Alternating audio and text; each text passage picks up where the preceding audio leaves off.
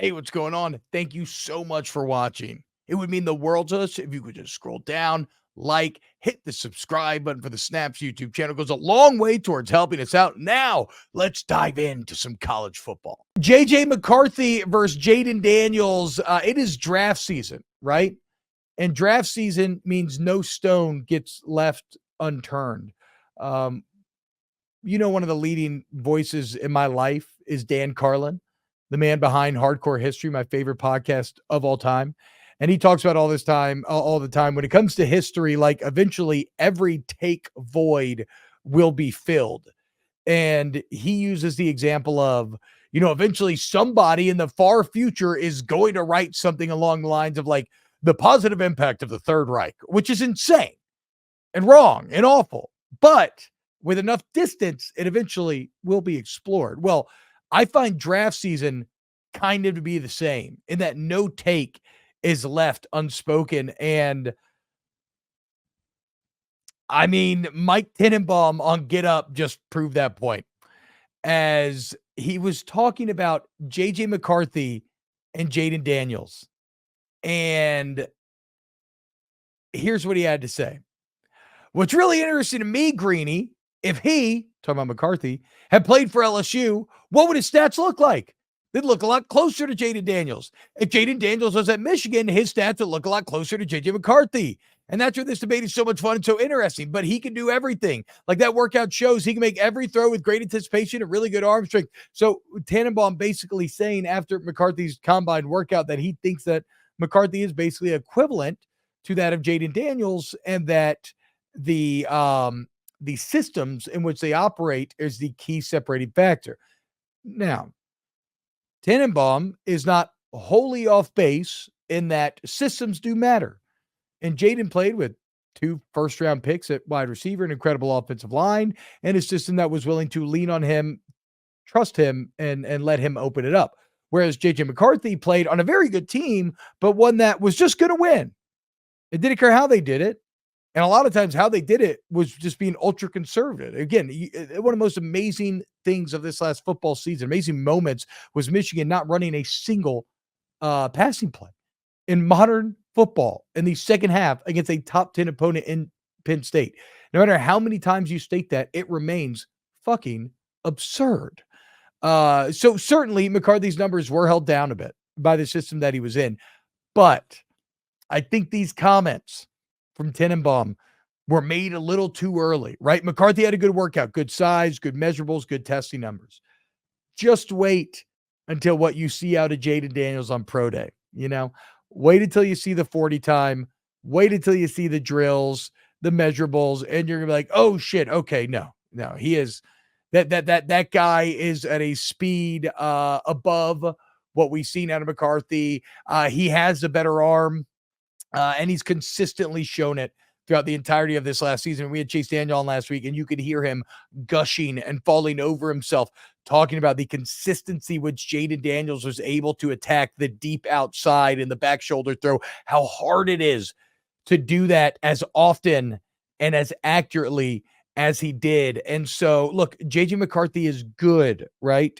And maybe because of his youth and the system, like, his ceiling is higher than it would look just from looking at raw stats coming out of Michigan. Certainly.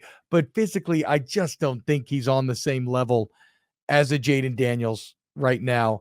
Jayden Daniels put together one of the most incredible seasons we've ever, in fact, the best statistical season for any Heisman winner since like 1979. Nick says, I do think JJ needs to sit a year. Yeah. I mean, I think all quarterbacks would benefit from sitting a year, right? Like, it's so funny how we continue to throw quarterbacks into the blender immediately.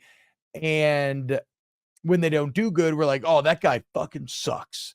And every now it does work, right? Like, look at CJ Stroud, right? He's one of the guys that gets thrown in immediately and kicks ass. But I think why I say it's funny is because we keep throwing these guys in there early. And if they suck immediately, we say they suck forever, even though you look at guys like Geno Smith and some other guys maybe even like a Tua after you make the switch from Flores to McDaniel, and you see how much situation matters and experience in Geno's case. But what's funny about all of this is that we have so much evidence that sitting is beneficial. Look at how the Packers did it. Training Aaron Rodgers under Brett Favre's nose, they had the most seamless handoff of any NFL franchise until the Packers did it again. Training Jordan Love under Aaron Rodgers' nose. Now look at what Jordan Love just did last year. Now, Pat Mahomes didn't sit long, but Pat Mahomes still set a year behind Alex Smith before they decided he was the guy. I think the problem is generally when you're one of these franchises drafting a top quarterback, you are desperate enough where you don't necessarily have the luxury of sitting because you've got owners that want their new shiny toy that they played with to be impactful now. And in Green Bay's case, you had a very good, acceptable starter in Favre and Rodgers.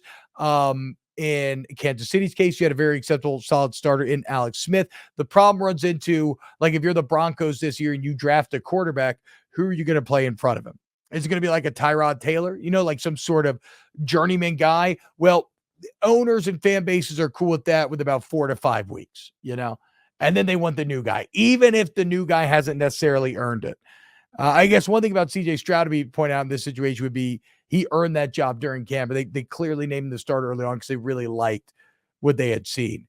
William Anthony says JD5 needs to sit a season and sit at a burger joint and put in about 10 to 12 pounds. Definitely should gain some weight, right? There's a lot of rumors as to maybe that's why he didn't weigh in at the combine. But again, I think insert quarterback, then say insert quarterback name here, then say needs to sit a season, and I'll say yes on every single one of them. I don't think there's any rookie quarterback that would not behoove, any rookie player for that matter, that would not benefit from getting to sit for a year, learn to be a professional, and have their on-ramp into being an NFL player.